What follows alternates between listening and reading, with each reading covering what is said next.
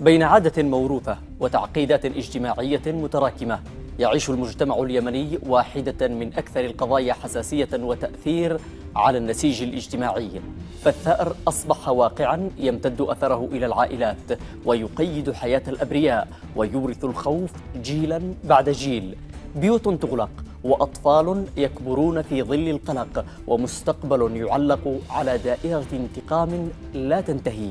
وفي المقابل تتزايد التساؤلات: أين يكمن الخلل؟ وهل المشكلة ثقافية أم اجتماعية؟ أم هي مرتبطة في الأساس بآليات المعالجة والاحتواء؟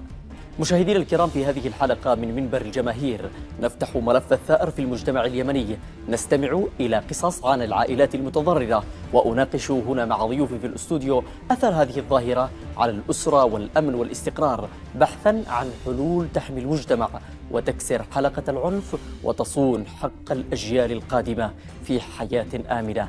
لكن قبل أن أبدأ هذا النقاش مشاهدينا الكرام مع ضيوفي، دعونا نشاهد هذا التقرير ثم نعود لمناقشة التفاصيل.